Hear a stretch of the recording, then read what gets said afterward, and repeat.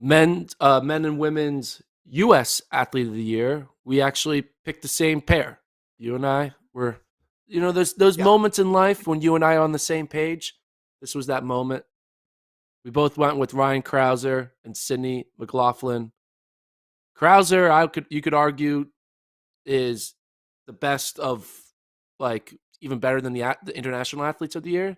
I wouldn't Yes. put Sydney above Elaine or Rojas, but I could see an argument put Crouser above Mondo or Warholm.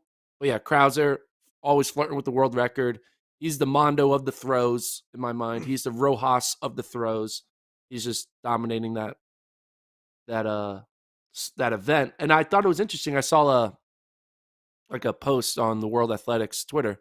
He's never won a world title, Yeah, which that's is right. wild because Joe Kovacs, he won in 2019. Kovacs won, I think, in 2017. So, like, during his prime, he's never had a world title. He just wins in the Olympics and he breaks world records. So that's gonna be something good for him. Is that he's never won worlds, which is weird. Mhm. He's one of the greatest of all time, and he's never won worlds. So that'll be something for him to shoot for in this world indoor season and ultimately in Eugene in the summer. In many of these categories, there's no wrong answers, but in this one, there are wrong answers, and you and I have the right answers here. It's got to be these two. It's got to be these two. Crouser, three best throws in history. I think he's the overall athlete of the year, just because he had a perfect season. There, you cannot ask an athlete to do more than what Ryan Crouser did this year. And if you're going to go to the eighth tiebreaker between him and Carson Warholm or whatever it would be, I think it would go down to frequency of competitions. And Warholm did run it several times this year, and all of his performances in pre-Olympics were really high quality, but not at the level and frequency that Ryan Crouser threw really well. Women's side of things, Sydney, it's got to be it. Broke the world record twice, historic mark, win against the second fastest woman in history, in Dalilah Muhammad, and beat her twice. It's got to be Sydney. Yeah, if you're going to introduce other athletes in the whole world, and you got Thompson Hara, you got Safan Hassan, you got Yulimar Rojas, that's a different debate. But in the United States, clear cut, best woman of the year was Sydney McLaughlin. I was tempted to not pick Sydney though.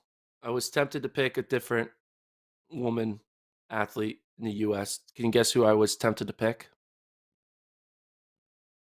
Thingmo. Yeah, I was tempted to pick a Thing Mo, but then I thought about it. I was like, well, Sydney broke the world record. A Thing didn't break a world record. I felt Yes. like Yeah. a Thing was more dominant and more, like, throughout the season more often, and Sydney kind of was like, we only saw her a very Yeah. short amount of time, and she was, the first half of the season, she wasn't even running the 400 hurdles. She was doing the 100 hurdles. Yeah. So I was kind of like, ooh, I want to kind of give credit to someone who was dominating from January all the way to August. But I was like, world record. You beat Dalilah Muhammad twice, someone who had your number leading up to this season. That got to Mhm. stand for something. And so I picked Sydney. Well, and if you're saying that, hey, this person needs to have won an Olympic gold medal to even be in the conversation, U.S. women won 4 individual gold medals. So it'll be those two that you mentioned, Najat and Allman, and that just eliminates the pool of potential Yeah. winners right there. I think, yeah, Sydney's lack of races in the 400 hurdles would matter in a debate with international athletes, but in a debate with U.S. athletes, it doesn't really factor in because her top performances were so much better and broke the world record twice. And the thing that you're mentioning, Mo dominating, goes back to my earlier point. What would you rather have? Dominance against a weaker field, or what Sydney did, go against all-time great and or greats actually, because Femke Bol is establishing herself as one of the all-time greats too, and then prevail. Now they ran fast in the women's 8 as well too. Keely Hodgkinson ran 155. So it's not as if the 800 is soft, but what's going on right now, the 400-meter hurdles is special. It's not. It's a generational time in that event.